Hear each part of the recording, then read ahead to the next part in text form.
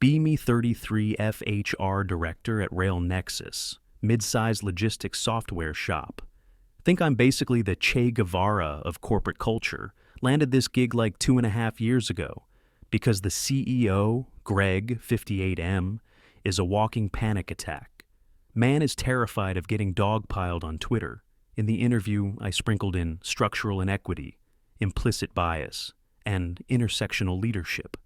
Watched his pupils dilate like I'd pulled a weapon. He offered me $158,000 base plus stock, just so he'd never have to apologize in a Notes app screenshot. Official mission statement: modernize culture and boost retention for underrepresented talent. Unofficial mission: keep Greg from getting canceled into the sun. Office is a museum of legacy, bro energy, open floor plan, endless rows of desks, full of hoodie dudes hunched over dual monitors, engineering pit smells, like burnt coffee and that hot electronics ozone. Stink sales is somehow worse. Little corner kingdom, run by guys named Brock and Tyler, high-fiving over closing deals, yelling about fantasy football. Like it's a religion. The whole vibe is suffocating. I do have my sanctuary, though. Corner office glass walls, standing desk, giant monstera. I named Gloria after RBG. Because I'm cringe but committed. Start every morning with matcha and a 15-minute meditation on my Calm subscription. Stare at my vision board like I am the moral compass of this. Redacted fall. Rolls around performance review. Season aka my favorite holiday. This is where the rubber actually meets the road. 3 openings for senior project lead, high visibility roles, manage teams, client-facing big salary jumps in the old days. Greg just let the VP of engineering pick whoever had the prettiest code stats. Not this year. I sold Greg on my shiny new holistic leadership rubric translation. Technical skills are 40% cultural impact, and soft skills are 60%. And guess who owns the 60%? Yeah, I'm holding the pen like it's a loaded gun. First candidate, Dylan, 36 million. Senior back-end dev, been here 7 years. The, oh God, something's on fire guy. Everyone runs to tall, quiet, stoic, intimidatingly competent. Pull up his file code, commits in the top 1%. Company-wide client satisfaction on his projects is basically perfect. Greg practically drools over him, but I already know the problem. He's tight doesn't do. Slack banter never shows up to the feel-good. Friday smoothie hour. I organize just clocks in, builds, ships, disappears, call him into my office for the interview. He walks in, gives a little nod, sits down, immediately slouches and spreads out like he's paying rent for the chairman. Spreading strike one. Dylan, I say, with my warm but firm HR smile I've weaponized over the years. Thanks for coming in. Let's talk about your leadership style. Sure, he says, deep voice, flat tone, like a GPS giving directions to a funeral. I pull up my notes. I noticed in the Q3 retro you shut down a junior developer's idea about rewriting the API in Go. Walk me through that. He blinks like I just asked him to explain oxygen. The junior dev, Nate, wanted to rewrite a legacy codebase 2 weeks before a deadline. It would have added instability. I told him we didn't have the bandwidth. Right, I nod, scribbling in my notebook like I'm being fair. But do you think you validated his creativity before shutting him down? He doesn't even hesitate. I validated the deadline. My job is to ship stable code. There, it is pure, unfiltered arrogance, the kind that grows in dark rooms lit only by monitors. Dylan, I say, still smiling, because HR is theater, a senior lead needs to nurture talent. If Nate feels unheard, he won't innovate. We need leaders who prioritize psychological safety over rigid deadlines. Dylan looks at me like I'm speaking ancient Sumerian. If we miss the deadline, he says, the client fires us. That doesn't feel very safe for anyone's job. Little edge on the last line. Sarcasm strike 2. At that moment, I know he's not getting it. Not even close. Wrap up the interview, fast. Thanks, Dylan. We'll follow up soon. He nods again and leaves like nothing happened. I open his file and type with absolute peace in my heart. Candidate demonstrates rigid thinking patterns and limited emotional intelligence. Propensity for gatekeeping, not aligned with culture goals. Second candidate. Logan, 28, os bus asa. DOM, top sales performer, crushes quota. Every quarter, loud. Charismatic always in one of those fleece vests that scream, "I own a boat I never use," calls everyone buddy or chief. I cannot stand him. He strides into my office holding a Dunkin' cup like it's a trophy. "Yo, HR, how we living?" He grins, drops into the chair without asking immediately, radiating too much energy, dominating the space like a golden retriever on Adderall. "Hello, Logan," I say. "Please sit." He's already sitting. "So we doing this?" He says, "I'm fired up. Got big ideas for the Southwest expansion?" "That's great," I say, forcing it. "But I want to talk about team cohesion. I noticed you took the junior reps out for drinks last Friday." "Yeah," he says, "team bonding. Hit this sports bar, got wings, good vibes." "Did you invite everyone?" I ask. He shrugs. "I dropped it in the group chat. Whoever wanted to come came. But you know, Mia doesn't drink and Ethan gets weird in crowds. Thank you for the confession. King, by centering the event around alcohol," I say, "you created an exclusionary environment." His smile twitches. "It was just happy hour," he says. "We do it like once a month. Exclusion is still exclusion." Logan, a senior lead, creates inclusive rituals, maybe a pottery class, or a virtual escape room. He laughs. Actually laughs out loud in my office. "Pottery with the sales guys?" He says, "Come on. We blow off steam." Dismissive mocking, allergic to inclusive alternatives, deserves a strike. I write while he's still chuckling, promotes toxic boys club atmosphere, resists inclusive restructuring, high risk for cultivating hostile environment. Third candidate Ron, 44 million, systems architect. The old guard, been here since the early startup days. 3 kids, drives a minivan, strict 9 to 5, like his life depends on it. Bring Ron in for his interview, older systems architect. Been here since the dinosaurs, 44 million now. 3 kids, minivan, hard 9 to 5. I start with my favorite softball. "So, Ron, how come you haven't joined any ERGs?" He doesn't even blink. "Because I have to pick up my kids from soccer practice." I tilt my head. "Most of them meet over lunch." He shrugs like I'm missing the obvious. "Yeah, and I work through lunch so I can leave at 5. I do the whole concerned leader voice. "Don't you think visibility matters? It shows you're invested in the community." He stares at me like I'm a pop-up ad. I'm invested in the servers staying online. Great, another fossil who thinks mission is keeping the lights on. I make my notes low engagement, clock-in mentality, not future-facing, later that week. Decision meeting with Greg. He's got my list pulled up. He scans it and his eyebrows climb. "Wait," he says, "you're cutting Dylan and Logan? They're our top performers." I do my practice sigh and the gentle shoulder touch. "Greg, look at turnover across tech. People leave because they hate the culture. If we promote these men, we're telling everyone we value aggression over empathy, code over people." I flip my laptop around and show him a slide deck full of corporate incense, psychological safety, equity-centered leadership, holistic development, values alignment. I tell him I've found 3 candidates who actually represent the future of Rail Nexus, and I say it like I'm unveiling a cure new slate. Kendra, 25F, junior developer, super bubbly, always tells me my earrings are iconic. Rowan, 23M, non-binary. They slash them, emotionally tuned in, constantly posting workplace discourse threads online. And Paige, 31. F, my friend from the yoga studio, I hired her 7 months ago as a scrum coordinator. Zero technical background, but she holds space like a champ. Greg's face tightens immediately. Kendra is the one who took down the staging environment last month. I nod, like I expected that. She was learning, Greg. And Dylan was unbelievably harsh with her.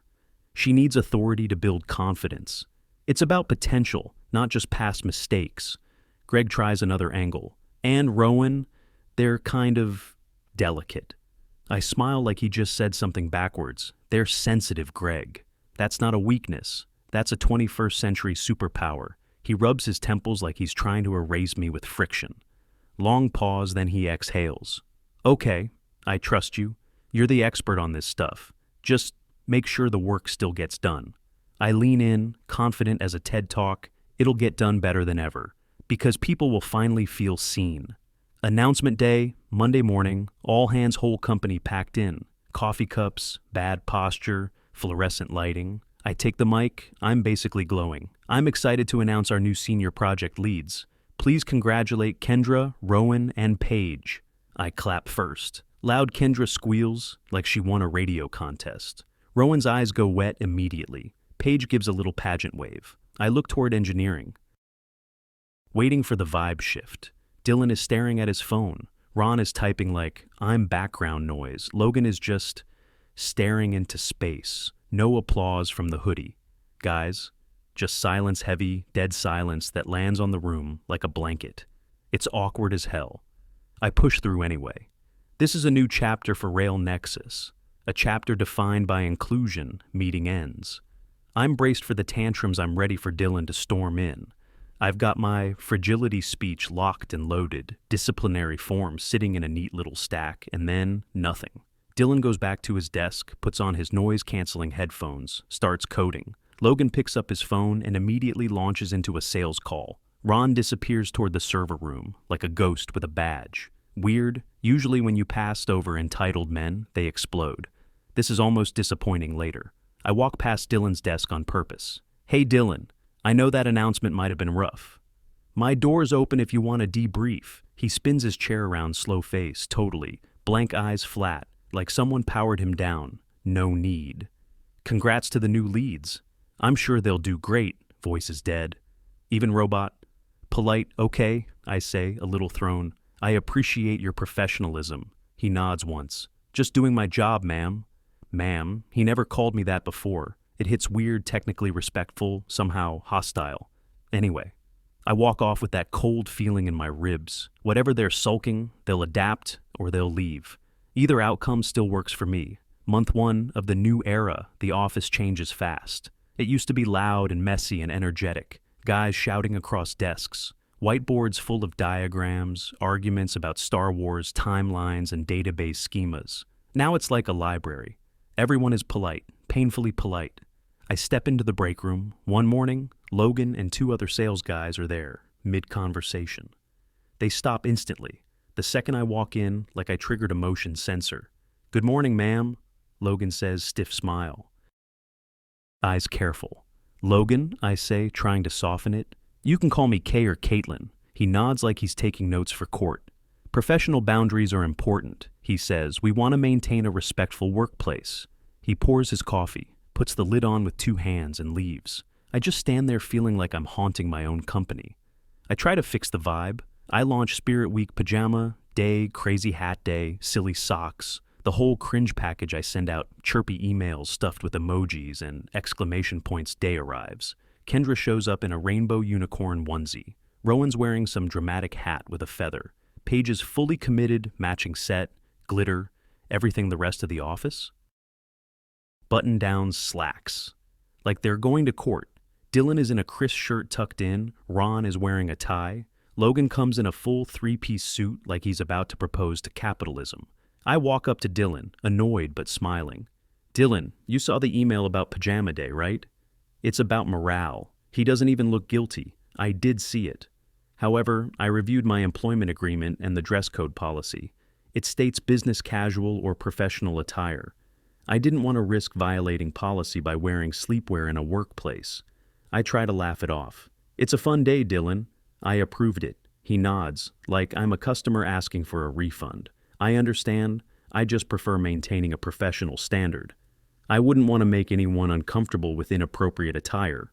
Then he turns back to his monitor, and that's when it clicks. He's doing compliance judo, using my language like a shield. I can't write someone up for being too professional. It makes my eye twitch. Month 2. Problems start showing up in the numbers. Kendra is struggling hard. She's supposed to lead the AP, integration for a major retail client, and she does not understand the legacy code at all. Month 2 keeps rolling, and Kendra tries to lead. She starts scheduling these big brainstorming sessions, with engineering calls it ideation. I decide to sit in on one to support her, and also to make sure the room behaves. Conference room, whiteboard, stale, AC, everyone pretending they aren't annoyed. Kendra claps her hands like a camp counselor. Okay guys, let's blue sky this. How are we feeling about the data flow? Silence, not even the fake, thoughtful humming people do when they want credit. Dylan sits there with a little notepad like he's attending his own deposition. Kendra tries again. Voice getting thinner. Dylan, you built the original structure. Any ideas? Dylan doesn't look up. I'm here to execute tasks assigned by the senior lead. He says it like he's reading policy off a wall. Kendra laughs nervously. I don't want you to overstep or, stifle my leadership. But I need your help. Dylan finally meets her eyes, calm as a reptile. If you assign me a specific ticket with defined parameters, I will implement it immediately. But architectural decisions are the responsibility of the senior lead. I'm an individual contributor. Kendra's face does this slow panic bloom. Okay, but what do you think we should do? She's begging, without meaning to. Dylan nods once. I think I should wait for instructions. Meeting ends early. Kendra's trying to act normal, but her hands are shaking when she closes her laptop. 10 minutes later, she's in my office crying mascara spots, sniffing, voice breaking. He's icing me out. He won't help me. I lean forward like I'm a therapist. Is he refusing work? She shakes her head hard. No, he does everything I tell him. But he won't tell me what to tell him. She wipes her face like she's furious at her own tears. I nod slowly, already building the narrative. He's gaslighting you. He's hoarding knowledge. It's a power play. She looks relieved that I gave it a name. I schedule Dylan into my calendar like I'm booking a dentist appointment. He walks in exactly on time, sits exactly on the chair. Hands folded, neutral expression. I go straight to the point. Dylan, collaboration is a KPI. You need to support Kendra. He doesn't even flinch. I am supporting her. I complete every ticket she assigns within the hour. My code is stable and bug-free. He says it like he's listing nutritional facts. Then he tilts his head slightly. Are you asking me to do her job for her? The audacity? But it's phrased so cleanly I can't grab it. I'm asking you to be a team player. I say, I am. He replies, I'm playing the position I was assigned. Then the dagger. You made it clear during my review that my leadership approach wasn't a fit. So I've stepped back from leadership duties to respect the new hierarchy. He holds eye contact the whole time. No anger, no smirk, just facts then, polite as poison. Is there anything else, ma'am? I have nothing because he's right. I told him he wasn't leadership material, so he stopped leading, and now I'm mad that he listened. Month 3, Rowan, our sensitive lead, is managing the server migration. They're stressed out constantly. They post feelings in the main Slack like it's a diary one afternoon. Hey team, feeling overwhelmed today. Sending good vibes to the servers, Dylan replies 2 minutes later. Received. Ron replies, noted. No emoji, no, you got this. Just corporate tombstones. Friday afternoon, Rowan pushes a config change to production at 3:52 p.m. on a Friday, like they're trying to summon chaos. Normally, Dylan would catch that and stop it. He's caught worse things in the past, without being asked. I see the commit notification later when I'm reviewing logs. Dylan saw it in real time. I can literally see the timestamp chain. He opened the diff, paused for about half a minute, then closed the window. The update goes live, and the entire platform detonates. Dispatch dashboards, flatline routes, disappear, tracking pings, stop about 240 trucks worth of data. Goes dark in one ugly moment, phones start ringing immediately. Customer support turns into a fire alarm. Greg comes out of his office like he was shot out of a cannon. What is happening? Why is everything red? Rowan is in the corner, hyperventilating, hands on their head, rocking, whispering, oh my God, like a prayer. I don't know, they say. It worked in the test environment. Greg turns to Dylan like it's instinct. Dylan, fix it. Dylan looks at the clock on his monitor, 5:01 p.m. He stands up calmly. I'm sorry, Greg. My shift has ended. I need to maintain a healthy work-life balance to prevent burnout. He says it with the exact phrasing I used in his review. Greg's jaw actually drops. The building is on fire, and Dylan is quoting my own HR feedback. The company is burning, Greg says. Fix the damn code. Dylan nods slowly. I can stay. Greg looks relieved for half a second. Then Dylan adds, still calm, but I'll need overtime authorization in writing. Signed by my direct manager. He turns his head slightly toward Rowan. Rowan is currently sobbing into their hands and making little choking sounds. Greg snaps his head toward them. "Rowan!" he barks. "Sign the paper." Rowan doesn't move, doesn't process, just breaks down harder. Dylan sits back down, hands folded again, waiting. It takes Greg something like 12 minutes to print an overtime form. He signs it himself, overriding Rowan, then shoves it onto Dylan's desk like it's a hostage note.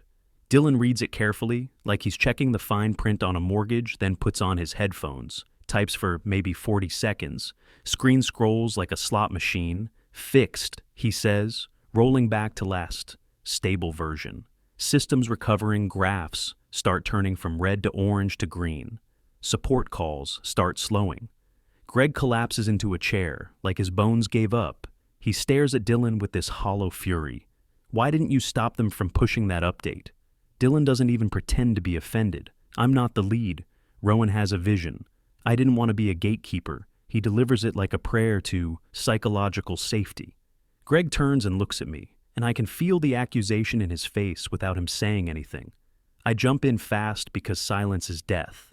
"This is a learning opportunity," I say. "Rowan will learn from this." Could Dylan have been more proactive? Sure, but we can't build a company on heroics. We need process. Greg doesn't answer. He just stands up and walks away like he's aged 10 years in one afternoon. And for the first time since I started, I get this tight knot in my stomach, because the room doesn't feel like I'm in control anymore. It feels like I'm being managed. The documentation war starts in my head that night. I realize the men are organized. This isn't random low morale. This is coordinated work to rule, weaponized compliance, and it's working.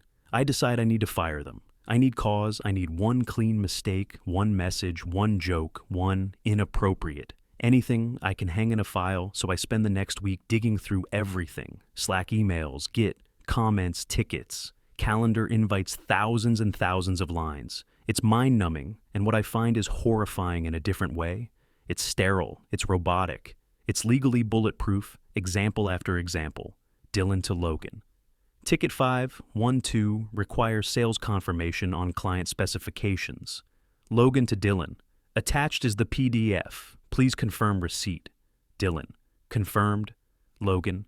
Timeline is 72 hours. Thank you. Dylan. Acknowledged. Have a productive afternoon. Who talks like that? Robots who are trying not to get fired, that's who they stripped every ounce of personality out of their interactions. No jokes, no sarcasm, no memes, no lol, nothing I can use. I start checking timestamps like a lunatic. Are they late? Nope, clock in at 8:58 a.m., clock out at 5 p.m. On the dot, every day are they stealing supplies? Nope, no. Weird purchase orders, no missing equipment. I get desperate, I schedule a mandatory fun event. Karaoke night attendance required for team bonding. My idea is simple. Get them in a bar, get a drink in them, someone will slip up, someone always slips up. The night comes, we rent a private karaoke room, cheap lights, sticky floor, smell of old beer, soaked into the walls. Paige is hyped, Kendra is already cueing songs. Rowan is doing little nervous jumps, like they're trying to manifest courage. We're singing Taylor Swift at full volume, laughing, off-key, living, and the men? They're at a table in the back, sitting upright, drinking water, hands folded, checking their watches, like they're waiting for a bus. Not one of them touches the mic, walk over to their little back table, like I'm approaching a pack of skittish deer. They're sitting there in perfect posture, 3 grown men drinking water in a karaoke room. I grab a pitcher of beer and do my best fun boss voice. Come on, guys, loosen up, first round's on the company. Logan looks at the pitcher like it's a biohazard. No thank you, ma'am. We have early starts tomorrow. Then he adds, dead serious. Alcohol impairs cognitive function and sleep quality. I actually blink. Oh my God, I say, don't be such squares. Just one drink. Ron calmly pulls out a little pocket notebook and starts writing. What are you doing? I ask. Without looking up, he goes, documenting that management is pressuring subordinates to consume alcohol after hours. For the record, my stomach drops. I'm not pressuring anyone, I say fast. It's a party, Dylan finally speaks, quiet and measured. It feels like pressure, then softer, like a confession. I feel uncomfortable, there. It is my words, my exact HR vocabulary delivered back to me, like a knife with my fingerprints on it. I back away, leave the pitcher on the table. Like an offering, they don't touch it. I go back to the mic and try to sing my way out of the vibe. We do some Taylor Swift thing. Anti-hero. Whatever's in the system. But my voice is shaking the whole time because I realize something. They aren't sulking. They're hunting month 6. Board meeting the real one. The one that decides who lives and who gets deleted from the org chart. Our numbers are garbage. We lost 2 major accounts because Paige straight up forgot to schedule renewal calls. Our dev velocity is down, like 55%, because Kendra and Rowan can't approve, code fast enough. Clients are complaining about response times and missed deadlines. But I'm not going in empty-handed. I build a massive deck, like 60 pages. Cultural transformation, ROI, graphs, indices, heat maps, pipeline diversity stats. I'm going to blind them with metrics they can't argue with.